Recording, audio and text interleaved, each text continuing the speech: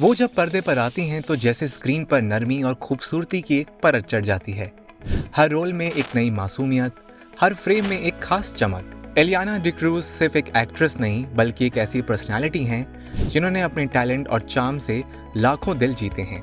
लेकिन इस चमक धमक के पीछे एक दर्द छुपा था, एक ऐसा दर्द जिसके बारे में उन्होंने बड़ी हिम्मत से बात की।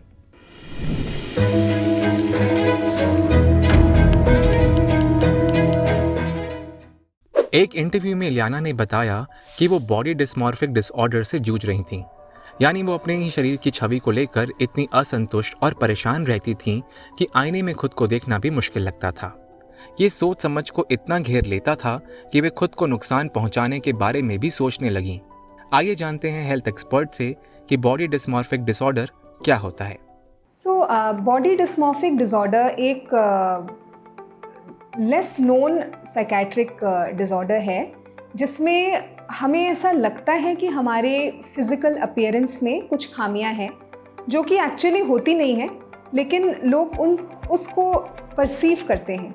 हो सकता है कि लोगों को लगता है कि हमारी नाक के शेप में कुछ प्रॉब्लम है, हमारे फेस में कोई प्रॉब्लम है या स्किन टोन में कोई प्रॉब्लम है, और हम सबको अपने बारे में थोड़ा बहुत कुछ लगता है, ऐसा सभी को रहता है। बट जिनको बॉडी डिस्मॉर्फिक डिसऑर्डर होता है वो इन विचारों पे बहुत ज़्यादा गौर करते हैं। ये विचार उनको आते ही रहते हैं, वो इनके बारे में सोच के बहुत परेशान हो जाते हैं। हो सकता है कि वो बार बार कॉस्मेटोलॉजिस्ट के पास जाएं या इन खामियों को छुपाने के लिए कुछ करते रहें, और इन सोच की वजह से वो परेशान रहते हैं, एंग्शियस रहते हैं।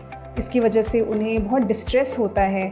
दे are not able to focus on other things in life. उनका सेल्फ कॉन्फिडेंस गिरता है, सेल्फ एस्टीम गिरता है, and it causes a lot of distress to them.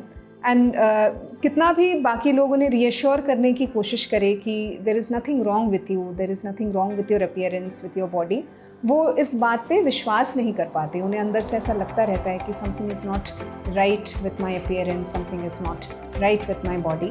सो ये एक तरह का मतलब एक मेंटल डिस्ट्रेस है, और इसका जब ऐसा होता है तो लोग मतलब बहुत से कभी कभी डिसफंक्शनल तरीके से भी इससे डील करते हैं। हो सकता है कि वो मल्टीपल सर्जरीज करा लें, हो सकता है कि वो बहुत पैसा खर्चा करें अपने अपीयरेंस पे, और वो परेशान रहते हैं इन सोच की वजह से।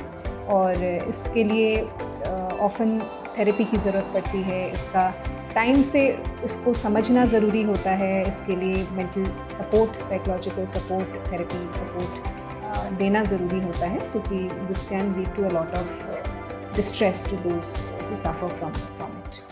जहां एक तरफ कैमरे के सामने वो मुस्कुरा रही थीं, वहीं अंदर ही अंदर वो अपने आप से लड़ रही थीं। उन्होंने थेरेपी ली, प्रोफेशनल गाइडेंस ली और खुद को धीरे धीरे बाहर निकाला इस अंधेरे से। वो कहती हैं, आप चाहे कितने भी अकेले महसूस करें, मदद हमेशा मौजूद रहती है, बस उसे तलाशना पड़ता है।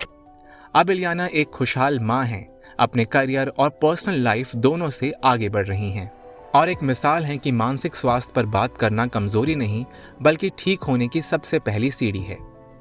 क्योंकि बिहाइंड द ग्लैम हमेशा एक सच्चाई होती है जो बताती है कि चमकते चेहरों के पीछे भी दर्द छुपा होता है। पर अगर आप अपनी जंग को स्वीकार करते हैं तो आप उसे जीत भी सकते हैं। ऐसी ही और कहानियों के लिए जुड़े रहिए, जहां हर एपिसोड लाएगा एक नई उम्मीद और हिम्मत की कहानी बिहाइंड द ग्लैम। इस वीडियो को अपने फ्रेंड्स और फैमिली के साथ में ज़रूर शेयर करें, और ऐसे और इन्फॉर्मेटिव वीडियोस के लिए आप हमारे चैनल ओनिमा हेल्थ को लाइक और सब्सक्राइब कर सकते हैं। और अब आप व्हाट्सएप पर भी हमारे साथ में जुड़ सकते हैं।